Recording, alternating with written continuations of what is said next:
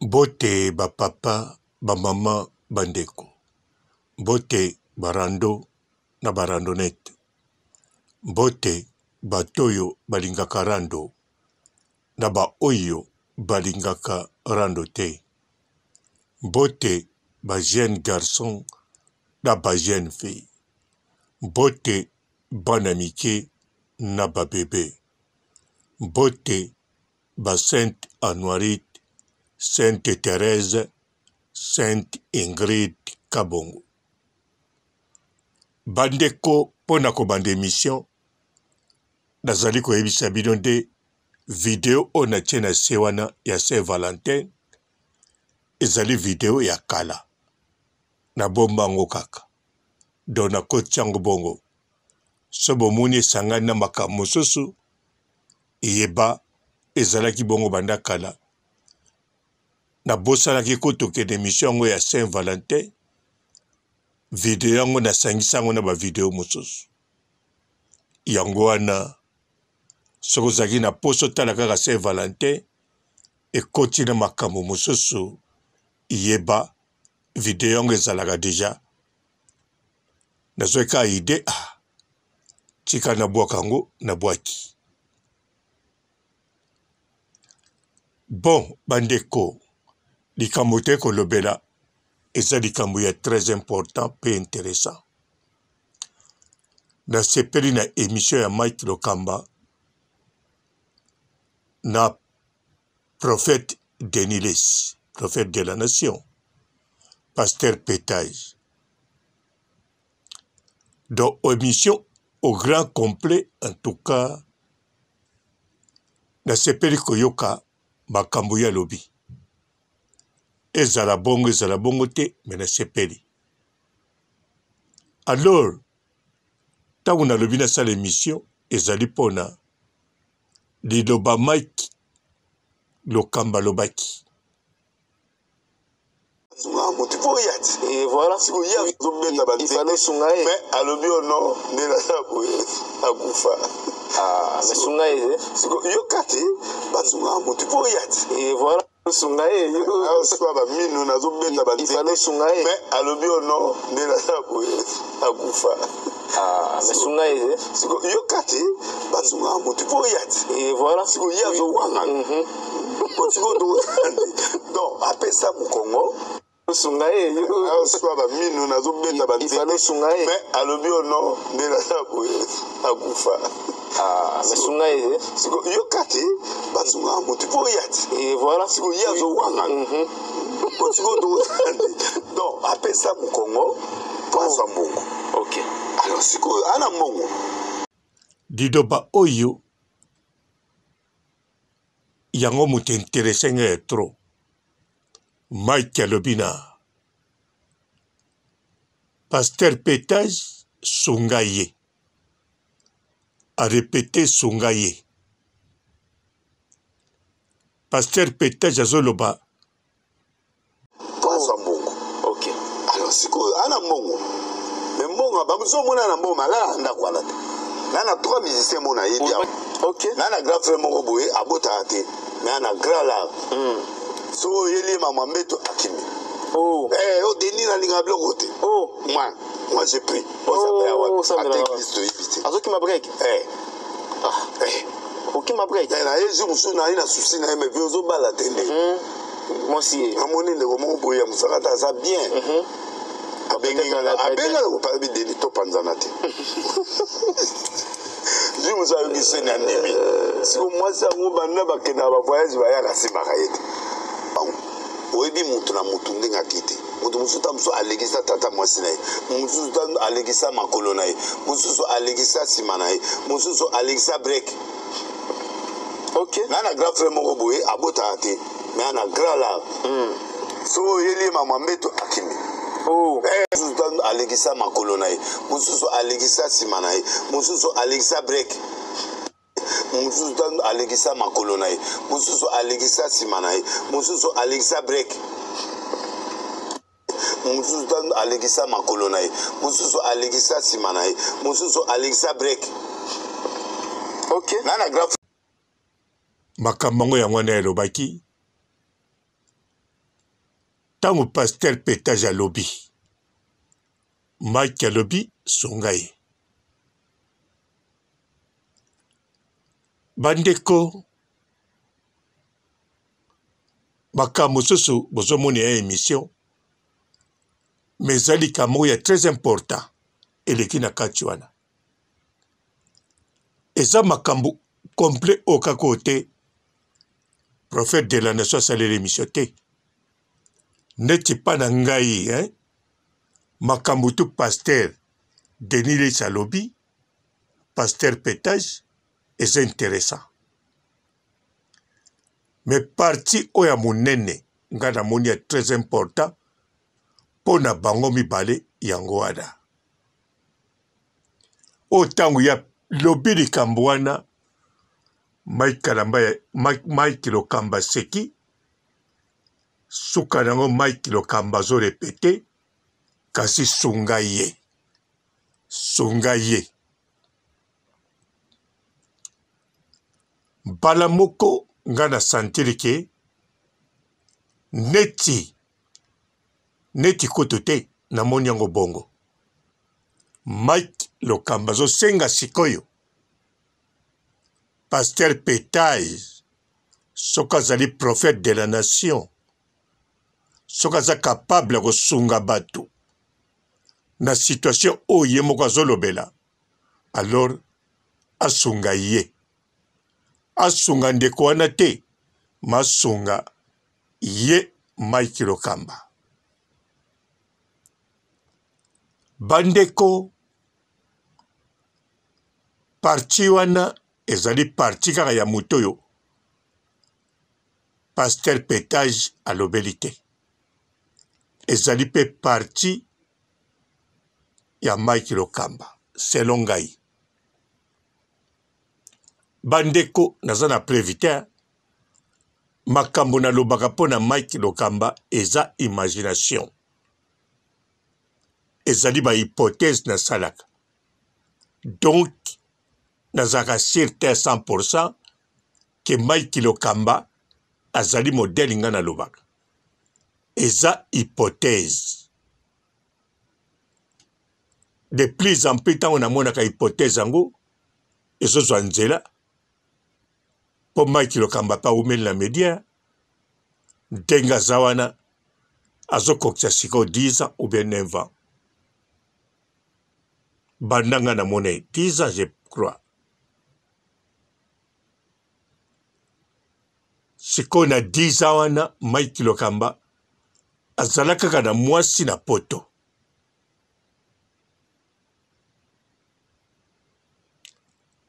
Bien sûr, bokomona mwana malamu, azali le seul chroniqueur. Azagana bana basi ba kosala pa na ye, atika lobima na bango te. Mais bana basi wana bayaka pa Mike Lokamba, basali, tango balongwaka bakendeke na kanda, po bayebaki bakobima na boss. Kobima na boss, salaire yali, lokola pesa makango na ye, mbongo pe ya makango yali, bilamba pe ya bien, bavantage ebele. Siko Mike Lokamba tika loko bima na bango te. Do bakene na kanda ya kosagana te. Eliane akene na kanda ya pasteur Moïse te, ata tomona ba procès. Mais ba chroniqueuse ya Mike Lokamba bel et bien bakene na kanda. Ata ba Keren Mboyo, ata koloba yo mwana muke boy. Azalaki mwana muke. Tango Mike Lokamba azoke na mosala, Keren Mboyo akotsa demande te. Keren Mboyo abanda kolota te ke o ngai na kozala chroniqueuse. Keren Mboyo alota ne biloko mosusu. Alota kutu tanga moso pe danseuse. Mais chroniqueuse alota ngote. Tango Mike Lokamba benga ye, abenga o nde babenga abasi na kini bazalaki Keren Mboyo na moninga na ye balaki misato na kanisa baninga na ye Keren Mboyo azoleka na balabala Mike Lokamba avandi na bamasta na ye na terrasse azomela abengi Keren Mboyo d'après bino bato mangala ezala oza muta Congo Brazzaville ezala na kati Angola ezala ozali na Congo Zaïre kanisa malamu Mike Lokamba bana basi bazoleka misato atelemi te po akende kuna kokale bango avec tout le respect avanda na ya bouge te abengi oh bino toi petit toi pembe yaka bayepe bango toi d'après yo mutava na terrasse a bouge te po soki aki na nzela Mike Lokamba zoya Keren Mboyo zoya bokoloba c'est normal abengi akotuna adresse akotuna renseignement eza normal mais soki mutavani na terrasse aza komela moko ya malili yo azolia biloko ya pilipili bangula kapela bantaba bakati wana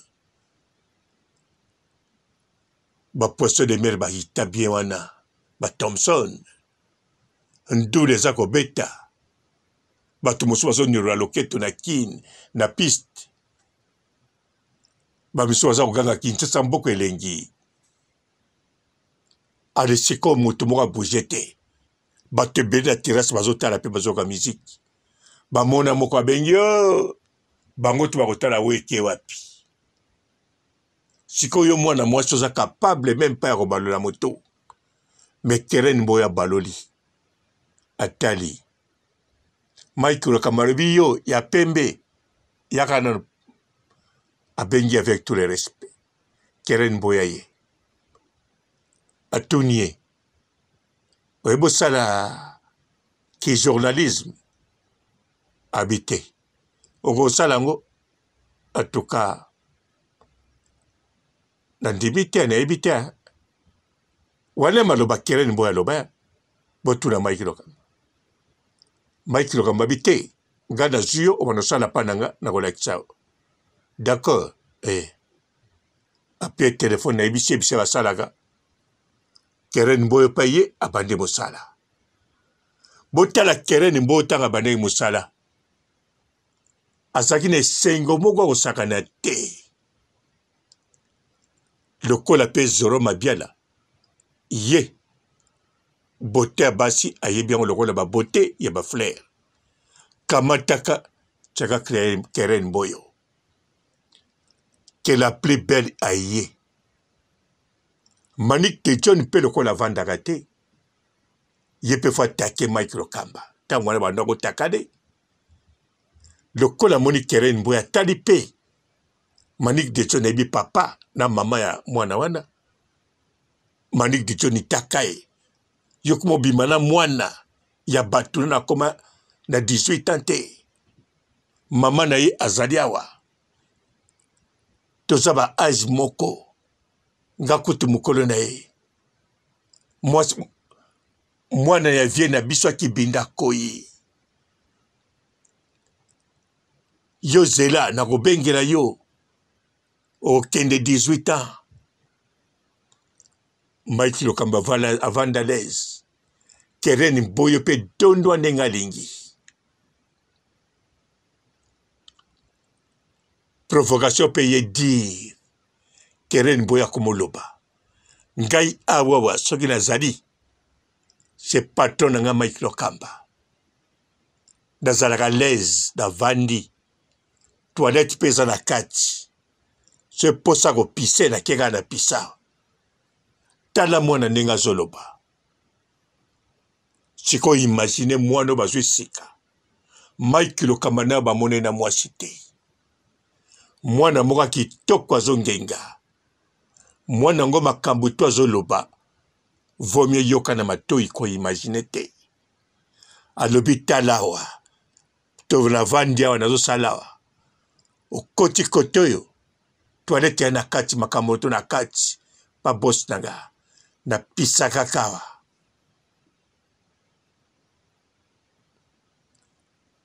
azo dondwa Mike Lokamba rien Mike Lokamba pas commencé la dondwa kanaye moko babimi na voiture Keren Boy na opanji Keren Boy a longwe akei atiki Mike Lokamba mais Mike Lokamba zane toujours en relation mo pe na bouton mona bakei ambiance boîte banini wana ba fi muso bakomosala pa Mike Lokamba batu na Mike Lokamba likamba mwasi alobi alobaka vie privée na ye balobi me pona na tomona na mwasi te alobi so aza na mwasi kaka faloba atie témoin yo yebiti mwasi nanga azalaka wa te ana France me lelo oyo bomona Mike Lokamba na poto bomoni ata na trace moko te ya mwasi badanse sa le king badrage bango bachanter baza deja na ba chéri na bango bajournaliste na bachronifoite bango tu baza na moko na bango awa Jeli Shokutu bazolanda ebele Valdi Tambwe Mamundele azongi soki na 4 valises ya bilamba Valdi Tambwe Dojika ba Aïdor Baye déjà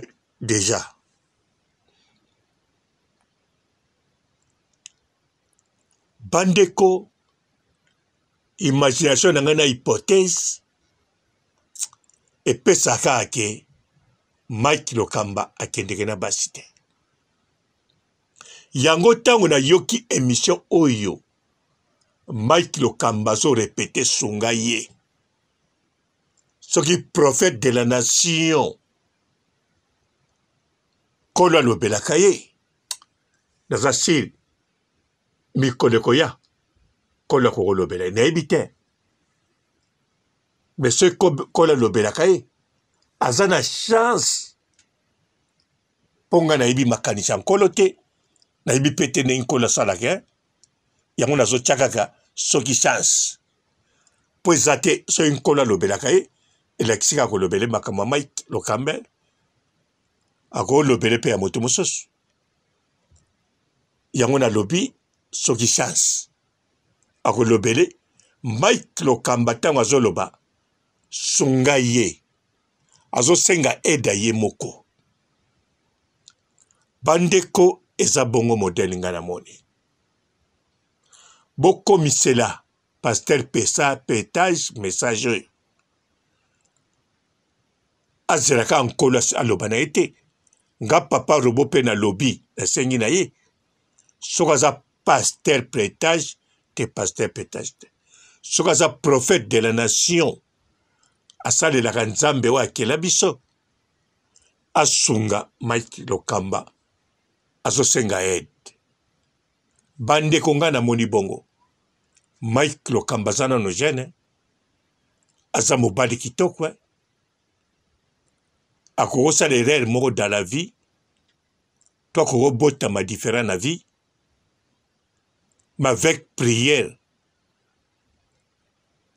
na moto azosambela nzambe solo papa oyo akela biso akela Mike Lokamba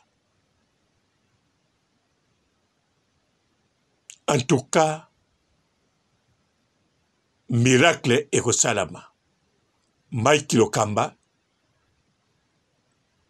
akobala mpe akobengisa ngai papa robo mpe na feti ata nasalela ye baémission ebele ekokoma ba 20 ya mabe na basije okaka makobengisa nga na feti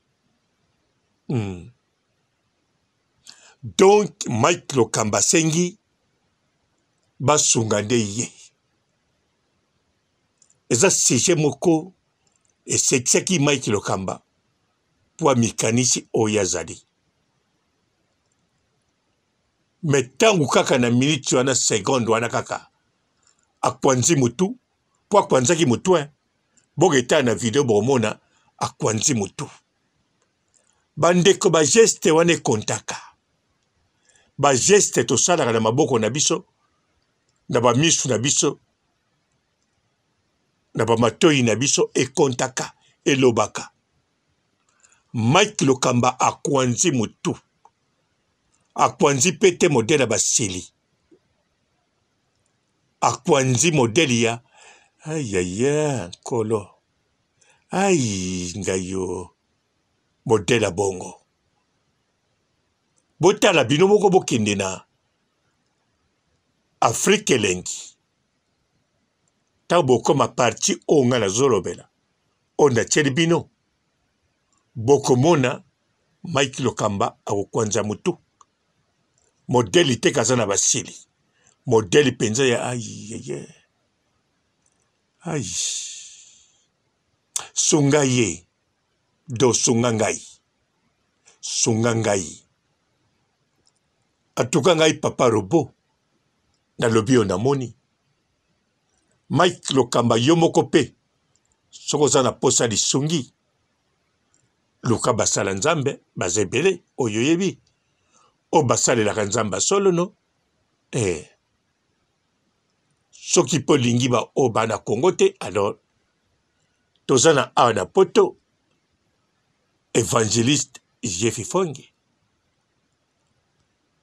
akokopesa yo baide to akokosambela mpo na yo nayebi ndenge okende te me luka aoza na posa basunga yo ngai papa robo nasala nini nasokisika kawa biso nyonso tozalaka mpe na posa lisungi mpo na likambo fulani alors lisungi na nkolo lisungi soko yebi mosala nzambe wasoka na nzambe akokosunga yo wana oseli obi otie mabolongo na se Mike Lokamba ye mpe na aside po asenga lisungi atiaka deja mabolongo na se ka papa robo nasala nini na clôture bandeko nasilisi awa nasokisi awa botikala malamu ciao.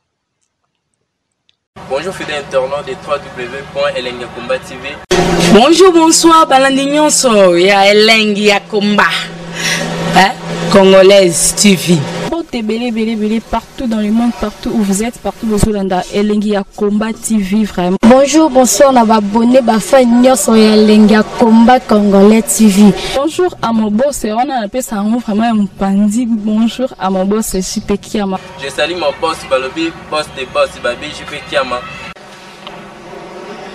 Bonjour, la Elengiakomba Congolais TV vraiment. Ramon Lazana, chaîne de ça qui topo, il y a pas de JP Kiama, il boss des boss, il y a ni à danger. Donc Maxime Tolo Lazaki. Ya boss na biso JP Kiama.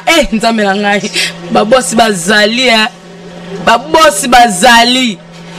JP Kiama, le boss des boss. Napesi d'abord bonjour, tu es mbote belé na mon boss JP Kiama. On a na koza ngisaote. Donc na ko le katisana napesa mon boss JP Kiama, boss des boss. Bonjour fidèles internautes de www.elengiakomba TV. Bonjour, bonsoir, balandi nyonso ya Elengiakomba Congolaise TV. Belé partout dans le monde, partout où vous êtes, partout où vous êtes, Elengiakomba TV vraiment. Bonjour, bonsoir, on a abonné bafa nyonso ya Elengiakomba Congolais TV. Bonjour à mon boss, on a appelé ça vraiment un pandi. Bonjour à mon boss JP Kiama. Je salue mon boss Balobi, boss des boss Babi, JP Kiama. Bonjour, na Elengiakomba Congolais TV vraiment. Ramon Lazana, chaîne de ça qui topo, il y a pas de JP Kiama, il boss des boss, il y a ni à danger. Donc Maxime Tolo Lazaki. bu ya boss na biso JP Kiama nzambe na ngai ba boss bazali ba boss bazali JP Kiama le boss des boss. Napesi d'abord bonjour te ba mbote belé na mo boss JP Kiama wana na kozangisa ote donc na ko lekate sana napesa mo boss JP Kiama boss des boss. Mbote belé partout dans le monde, partout où vous êtes, partout où vous êtes, Elengi ya Combat TV vraiment. Bonjour, bonsoir na ba abonné ba fan nyonso ya Elengi ya Combat Congolais TV. Bonjour à mon boss, on a appelé ça vraiment un pandi. Bonjour à mon boss JP Kiama. Je salue mon boss Balobi, boss des boss, Babi JP Kiama. Bonjour, na Elengi ya Combat Congolais TV vraiment. Maman la zana chaîne de chaque kitoko ya boss na JP Kiama ta ay boss des boss ya ni ya danger donc ba samta lo la zaki bu ya boss na biso JP Kiama nzambe na ngai ba boss bazali ba boss bazali JP Kiama le boss des boss. Napesi d'abord bonjour te ba mbote belé na mo boss JP Kiama wana na kozangisa ote donc na ko lekate sana napesa mo boss JP Kiama boss des boss.